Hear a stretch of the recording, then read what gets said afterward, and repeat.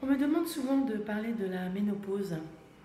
Et en fait, c'est un sujet sur lequel je suis un peu embêtée de répondre parce que, selon mon expérience, ce passage dépend énormément de comment les passages précédents ont été vécus, ont été dépassés, transformés. Et bon, comment s'est passé et comment ça se passe l'adolescence? Voilà, pour certains, l'adolescence est extrêmement compliquée. Certainement pour ces jeunes qui ont une structure euh, familiale, enfin une structure compliquée, pas sécure, eh bien le passage de l'adolescence va être très compliqué. Et tous nos passages dans la vie. Donc en ce qui concerne la ménopause, euh, je vais vraiment déjà conseiller aux femmes qui sont avant la ménopause de s'occuper de leurs difficultés. C'est un moment où il y a encore une espèce de circulation biologique. Les femmes sont en âge de la fertilité, il y a quelque chose qui demande à circuler très très fortement. Et si ça bloque, c'est vraiment à ce moment-là qu'il faut s'en occuper. Si ça reste bloqué, la ménopause va avoir tendance à exacerber les symptômes, par exemple les bouffées de chaleur, qui vont devenir vraiment extrêmement difficiles, intolérables. J'ai aussi l'expérience de personnes qui ont arrêté les hormones de substitution pour passer à la ménopause parce qu'elles ont eu par exemple un cancer du sein. Récemment, ça m'a été témoigné. Et que du coup, les symptômes de la ménopause sont tombés sur cette personne-là, mais comme la foudre.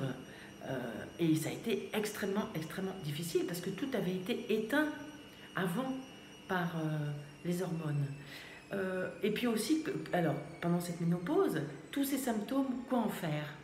Les bouffées de chaleur, j'ai observé finalement que ce sont des émotions qui arrivent, mais qui vont être plus précises, avec plus d'acuité. Et la bouffée de chaleur est comme une émotion qui se manifeste.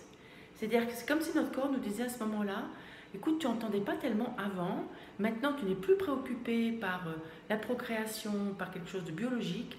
Donc, cette période, ménopause, quand tu t'es posé avec l'absence du sang qui donne du sens, eh bien, les émotions, tu vas les percevoir de façon plus précise. Ah oui, mais à quoi j'ai pensé?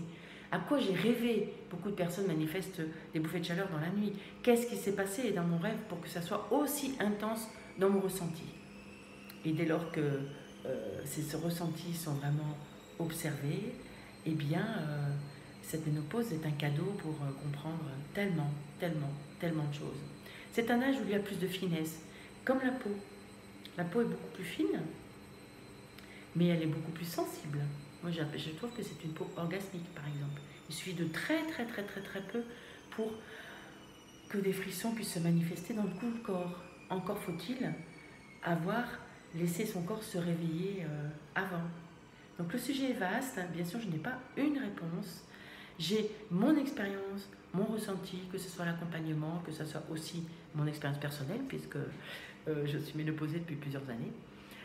Voilà, Anne, femme sage, sage-femme, guérisseuse de l'intime et plein d'autres choses.